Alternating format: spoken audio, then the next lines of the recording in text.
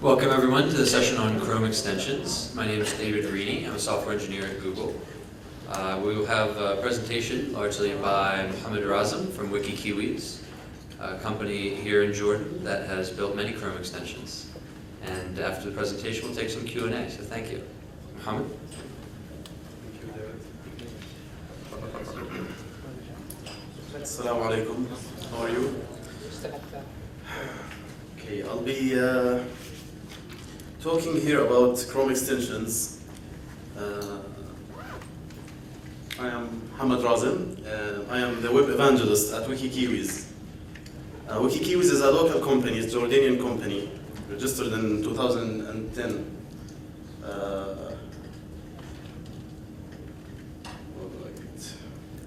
Okay, our agenda basically today, we'll introduce you to Chrome extensions and what are Chrome extensions basically, what can Chrome extensions do, and who can build Chrome extensions. And then we'll walk through understanding the extensions, user interface, and interaction with Chrome browser. We'll also talk about the structure of an extension, and we'll walk through to building an extension from scratch. So the question is, what are Chrome extensions? Extensions are basically these little programs, icons that are installed on your Chrome browser when you install it. It's basically written in HTML, CSS, JavaScript. You can use, as you're developing in Chrome environment, you can use the HTML5 and all the awesomeness that Chrome provides. It is basically, it integrates with Chrome browser with a very simple API and installed instantly and updates automatically.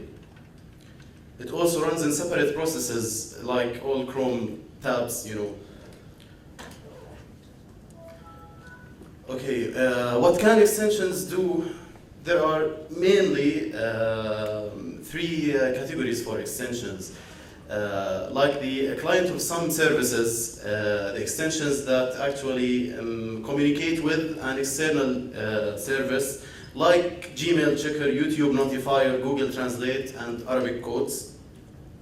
An assistant utility, which uses basically Chrome to enhance some of the features like tab menu, proxy switcher, which uses the proxy for Google Chrome to enhance the functionality, and enhancement feature that uses basically Chrome history or the download manager enhances it for better use.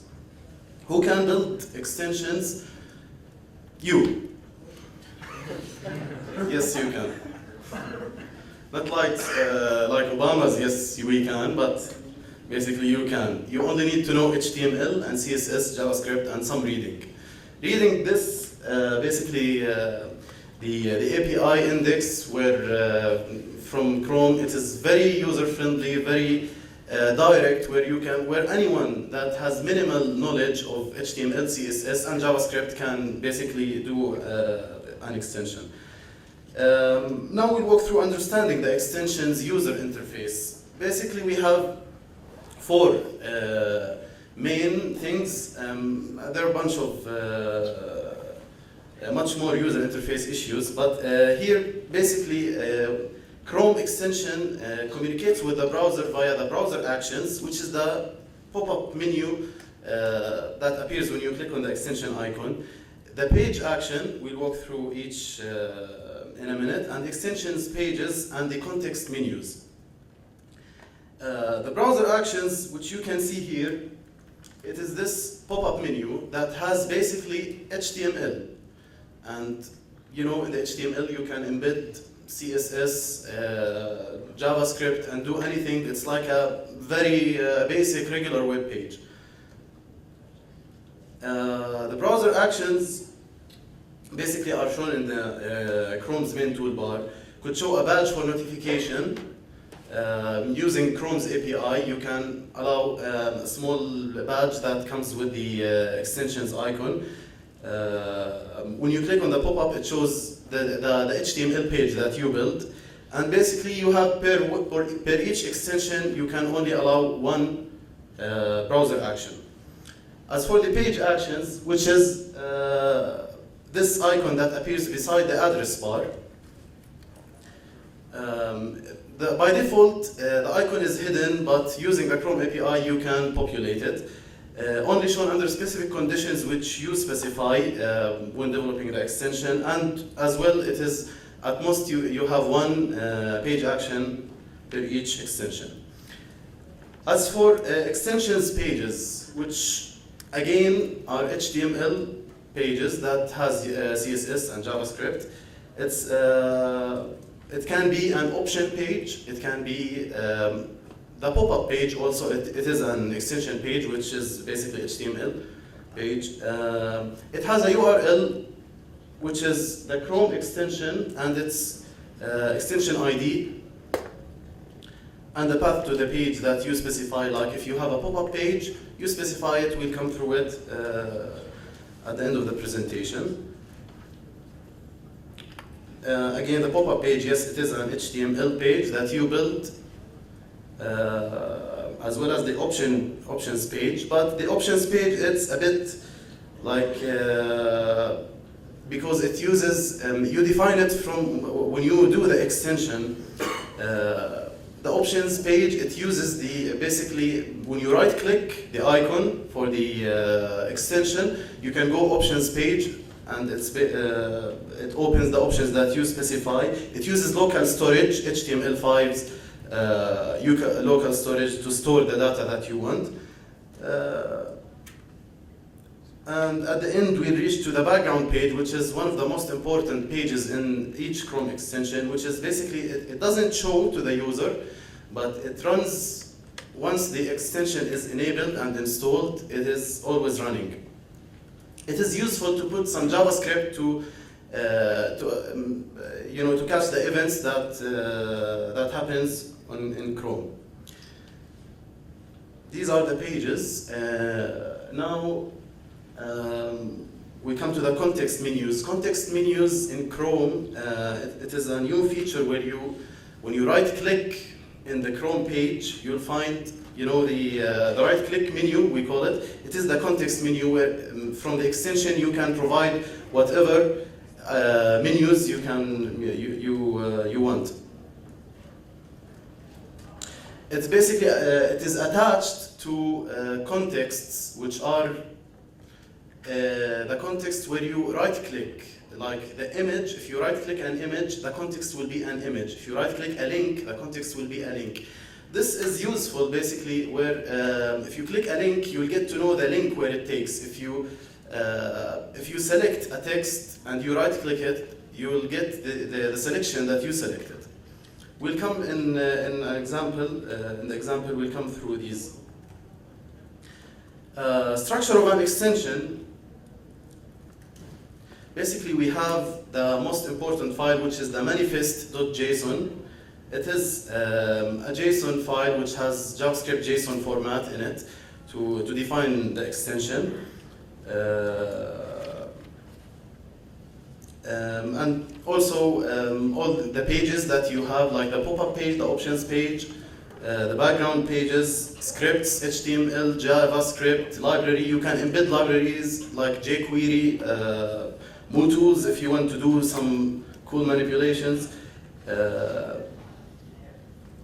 And here we come, before we come to the how to build, we'll talk about the extensions communication. It is basically internal or external. The internal communication, it happens within the pages of the extension, and the external, it uses the XML HTTP requests. Here you have to define some permissions so you can communicate externally. You can also embed HTML files, WebKit. You can use WebKit's engine, V8 JavaScript engine from Google, and bundle JavaScript APIs if you want to, like I said, jQuery or anything. For how to build, as we said, the Manifesto.Jason. This is a regular JSON format where you define the name of the extension, the version, and the description. You define the icons, the images that will appear. For each size of an icon, it is being used somewhere. the browser action and the background page, options page, permissions. There are many different things that you can define here, but basically this also can be overridden from the API. Like if you want to change the pop-up page, it can be from the API. Here we come to the API. The API is really simple to use. Again, using the documentation, you can find everything. Like if you want to set the badge text for the icon, the badge the notification badge that appears, you can set it using this to change the pop-up or to set a title for your Chrome extension. Using context menus, we'll come through this in a minute. How to define a new context menu and how to attach events to it. And last but not least, Chrome provides very powerful debugging tools and developer tools, so you can check and debug, log everything that happens in your code. These are the resources where code.google.com/chrome/extensions. You can find all the API documentation there and getting started, and also blog.chromium.org where you can find very useful tips and blogs about this. Now let's do it live to build a simple Chrome extension that will basically takes our it will use context menu to share whatever we want in a web page to Twitter. Basically, I've already written this. Let's come through it in details. Here we define the name of the extension. Maybe you can increase the font size. The font size, all right. Yeah, if it's possible. I'll zoom in like this. Is it better? Yeah, much better. Okay. Don't hesitate to ask, right? Just a minute before, I'll just show you the folder structure of the extension. It's basically a simple folder where it has any, like I want to put all my CSS files in a folder called CSS and all the images that I have in a folder called images and JavaScript in the JS folder. And I have the Manifesto Jason, which is the basic file, and a background.html, which is a regular HTML file that will run as a background page. You can open that folder in your favorite IDE or favorite text editor. In the Manifesto Jason, we define the name of our extension and the version. The versions are important when you want to update. Is that better? Okay. The version is important when you update the extensions, the description of the extension, and the icons. As I said, each icon has a specific, like the 16 pixel by 16 pixel icon, it is actually required when you want to populate an icon on the right click in the context menus. If you want to put a browser action icon, you'll have to use the 19 by 19 pixels icon for better, and the 48 pixels icon, it is used when you load the extension in the extensions pages. Here you can see the browser action declaration in the Manifesto Jason. We defined an icon 19.ping, which will appear in the browser action, and the default title for this. And as I said, you can change the title from the API in the JavaScript. And I define a background page here, which basically will has a JavaScript that will embed, that will catch the events when I right-click using the context menu. And I define the permissions here. Each permission is used for a specific, like I want to use the context menus and I want to use the tabs, so I get to manipulate the tabs. If you want to manipulate it, like if you want external communication, you'll have to define here, let's say HTTP google.com/star and HTTP google.com. That will allow us to communicate with Google using SHR, XML HTTP requests. This is the JSON file. As you see here in the JavaScript file, I put jQuery, but actually we won't use it here. But as I said, you can embed whatever. It's like a regular HTML page where you can do anything using HTML, CSS, and JavaScript. And my CSS files where I can embed in my HTML to I want to do a quick sample here. To define a default pop-up where it will be pop-up.html, and I will create here a new page and name it pop-up.html, and I will insert an h1 tag.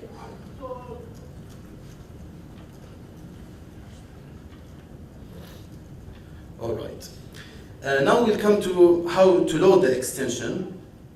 If we go to window, the extensions window, you'll see here the developer mode. Expanding it will populate load unpacked extension, where here we will browse for our extension, which is located on my desktop in this folder, and I will now select it to load. Value for invalid value for permissions. In this case, we delete this. I'll load it again. Okay, if you see here, I got the 48 pixels icon and the title. Is that better? Can I tell that? I just want you to see the icon. Yeah. Okay, the name and the version and also the description, and it got the unique ID that Chrome gives it. And here you can see inspect active views, which is the background.html, the page that runs. If you want to debug and see the log, that is logged. Okay, now you'll see here an icon, which when I click, it populated the pop-up page that I just created. In the pop-up page, I can embed a script, a CSS, anything that you want, HTML5. You can use HTML5's local storage and SQLite, anything that you prefer to use. Okay, as to come to our extension, the background in the Manifesto.json, we had the background page here defined as the background.html. The background.html, which is the page that runs when the extension is running all the time, when it's enabled. I just embedded a JavaScript file, which is bg.js in the JS folder. And in the bg.js, we'll now introduce you to how to use the context menus. We defined a variable here that has our contexts. We can use, you can check that in the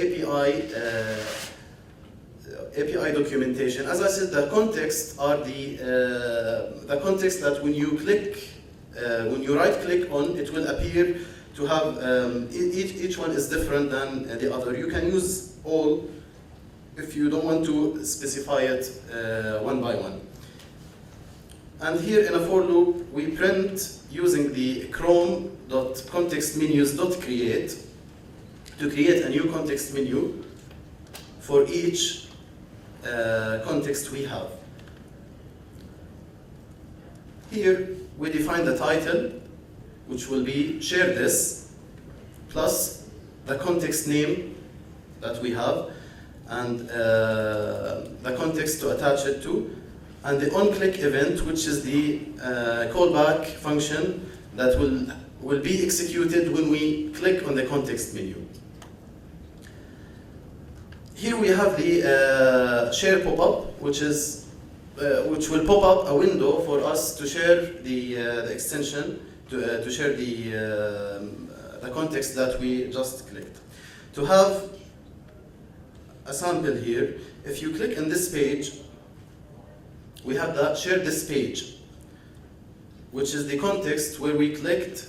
It is a page context, and it appeared share this page as taken from share this. The context is in this case a page. If we click on a selection, we'll have share this selection that will attach to the selection context. Same goes with share this link. And when I click on an image, here we have the extension name, because this context, it has two contexts, which is either a link or an image, where we can here click, and once clicking on this context item, will execute this function. The function takes two arguments, which is the info and tab, and here we use these 3 lines to log whatever happens in the when we click.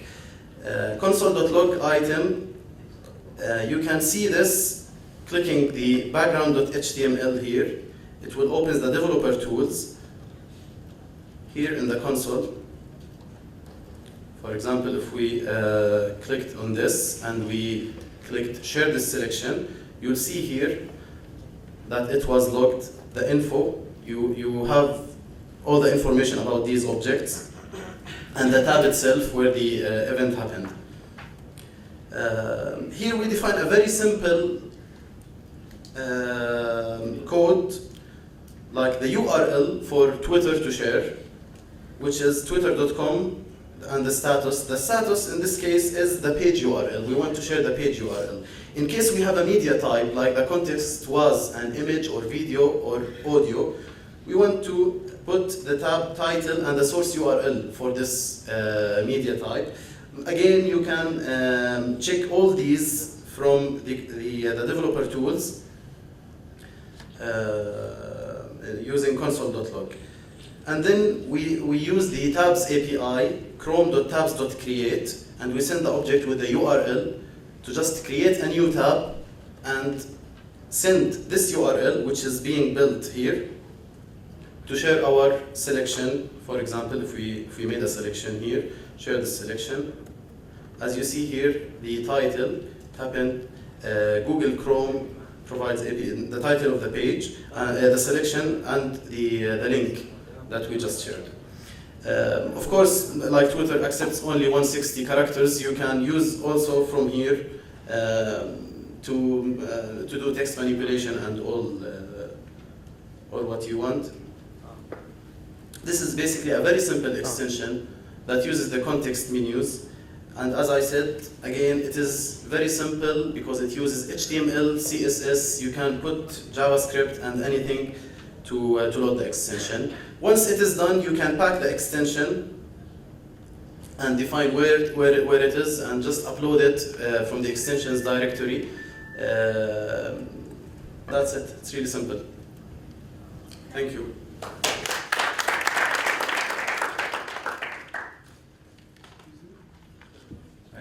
We'll take Q&A in just a minute. I just needed to announce that there's a short talk on the Google Code University that's going to be happening in the main room, if anybody doesn't want to stay for the Q&A.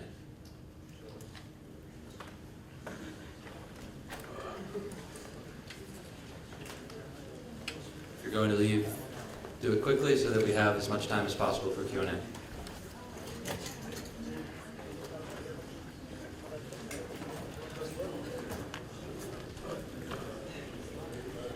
All right, so let's open it up for questions.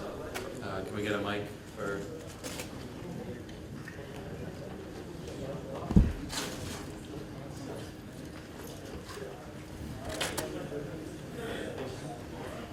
For example, can I get a debugger for the extension? Let's say if, in our case, if Twitter was down or I was not logged into Twitter. So is there some software to debug my extension, just to know I'm writing the right code or not? In this case, you'll be using XHR, XML HTTP requests.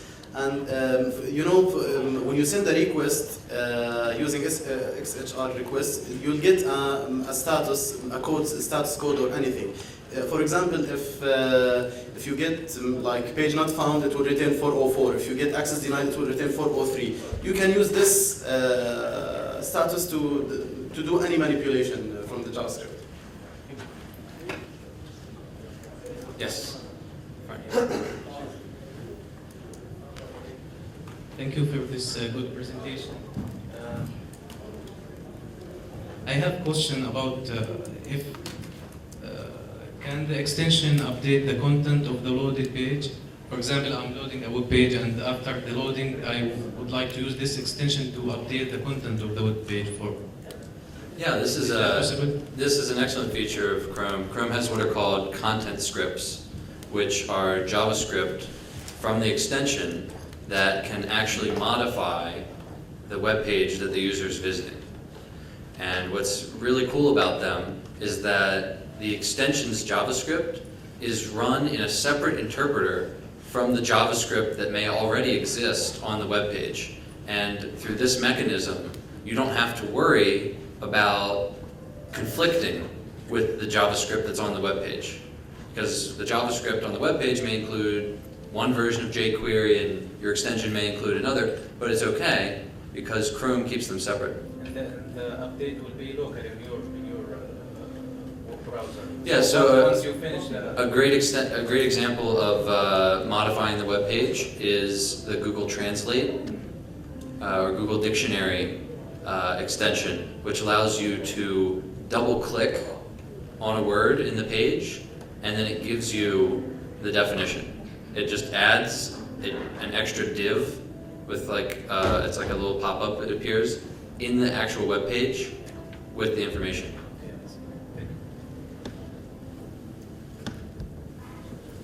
Could you please tell me what are the main features of Chrome that distinguish it from other browsers like Mozilla Firefox or Internet Explorer or Opera, etc.? We like to think that the most important feature that distinguishes Chrome is its speed.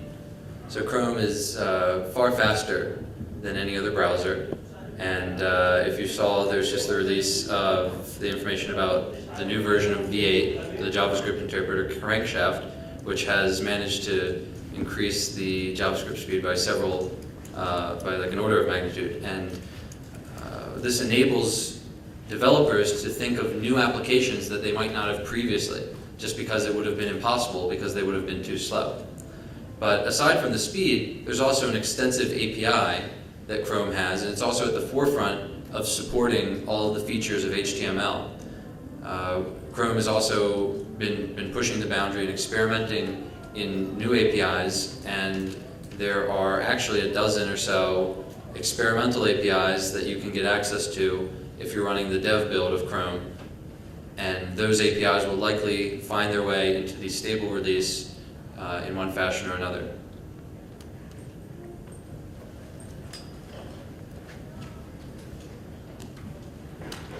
Good evening. I want to ask, can I deploy Chrome extensions into Firefox as Chrome and Firefox use the same kernel?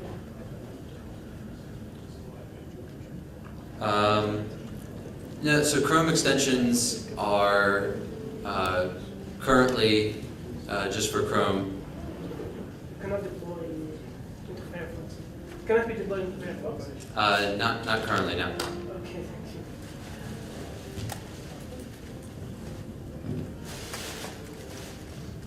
Can we link a Chrome extension with a Chrome application?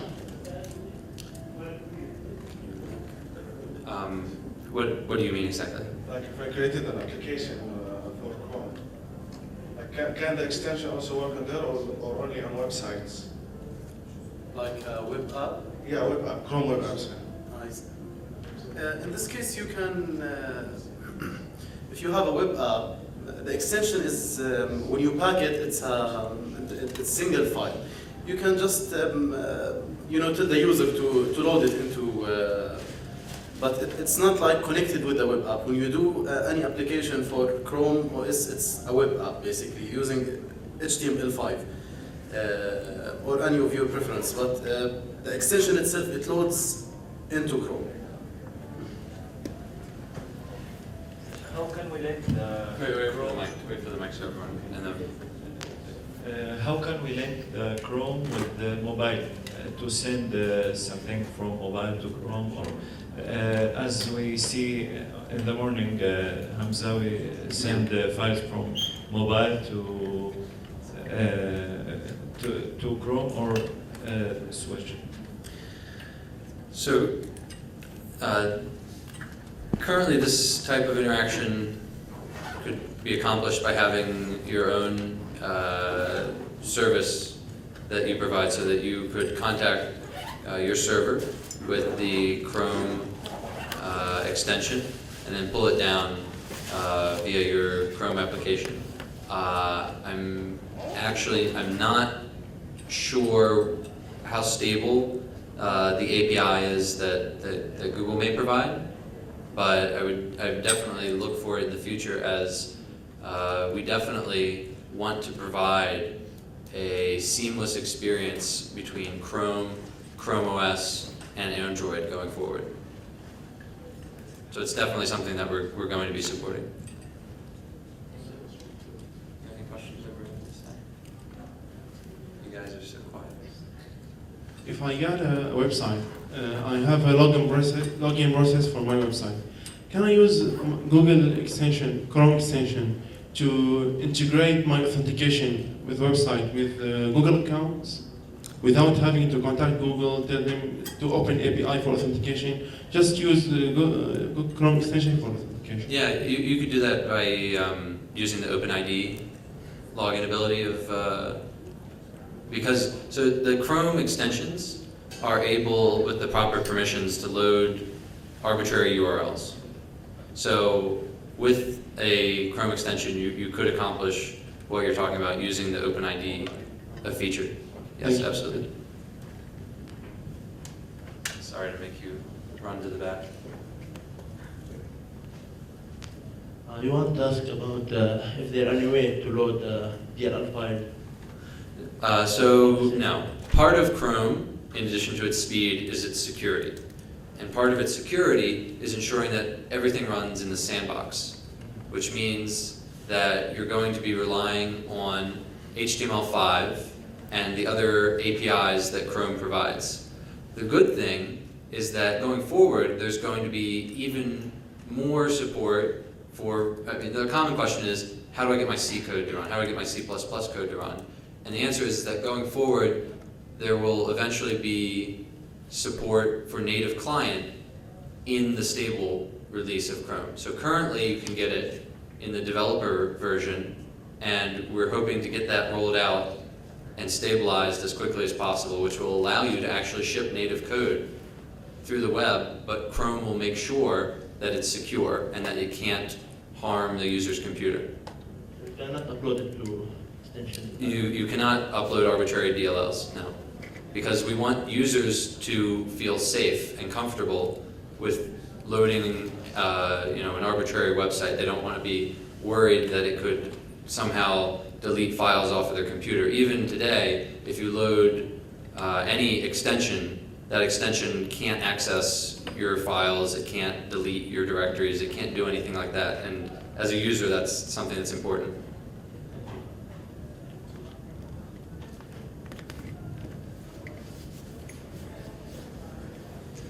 Any last questions? I have a simple question. Is there a Wait for the mic, Is there a way for doing live debugging for the extension? For example, after running the site and then you want to check a specific part of the extension to see what's the value that's coming over there, live debugging for the extension.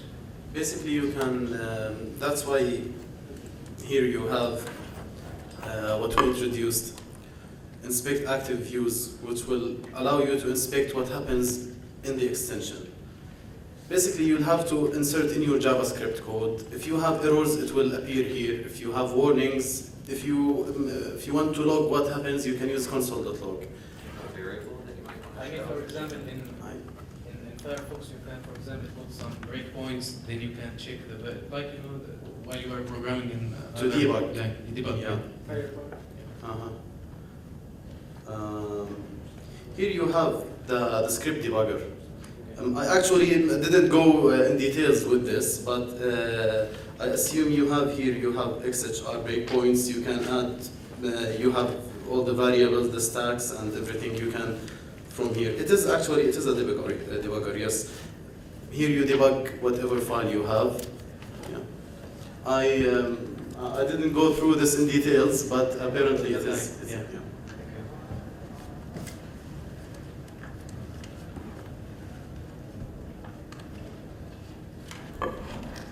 Okay, if there are no further questions, thank you all.